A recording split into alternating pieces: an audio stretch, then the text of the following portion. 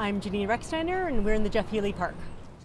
So we always thought that the Woodford Park, when it was still called Woodford Park, was a really beautiful park and a nice feature of the area, but the playground itself was old and outdated and rusted, and people never went there because frankly there was nothing to do.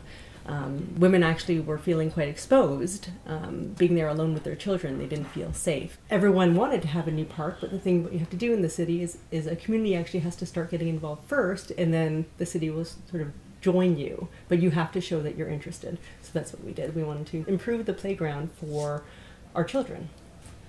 I worked with a team. I went around and asked all my friends that had children and actually had a vested interest in this project. And eventually I found 2 couples, so 4 other people that could join me in this effort. We reached out to the councillor's office to see if they could support us in any way, and they were, I'd have to say, fantastic. They're really supportive. They helped us navigate through the city, connecting us to the different people that we needed to be in contact with to make sure this project was a success. So we worked with the Toronto Partnership Office as well as the Toronto Parks staff for this particular area. They gave us a lot of good ideas in terms of how to fundraise, what we should do. Don't limit yourself to bake sales and little community barbecues and that sort of thing. You need to go to big companies and ask for large amounts of money. It's not uncommon to actually ask them for $50,000, $100,000. We did do a community barbecue though, where we wanted to raise awareness about the project and involve the community. It was free, so anybody could come and have some hot dogs and beverages and whatnot, and there's lots of fun activities for the kids to do. And so we were there and we would talk to anybody that was interested in asking any questions, and then we had a little exercise, like an area for children to come and draw their dream playground. And so we did take a look at that and sort of collect some ideas and themes from that. Me and the rest of the committee members basically just went through the catalog and picked up different things that we liked and then settled on one piece.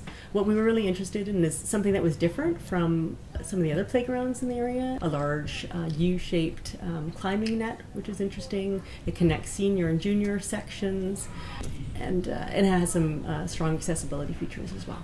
I think the biggest tip that I have is to stop talking about your ideas and stop talking about what the playground is going to look like or what you would like, and actually just get on the street and start asking people for money. You have to be a little shameless, and you have to be just willing to get out there and expose yourself and ask for the money. We basically just brainstormed some different companies in the area. We came up with a list. Everybody took 10 at a time, and then one by one you start calling them or visiting them, and everyone works on their own list, and when you exhaust your list, then you get the next subset of 10. You just keep on going, but it really does have to be a focused sales effort that's organized.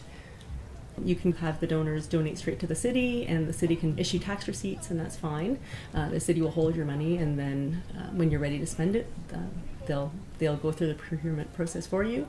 We decided to become a nonprofit with a charitable purpose and then get our charitable status eventually, only because it makes things a little easier. You can issue your own receipts, you can have your own bank account, and when you want to buy your equipment, you don't have to go through the 3-quote bidding process that the city enforces, and things can just go a little bit more quickly.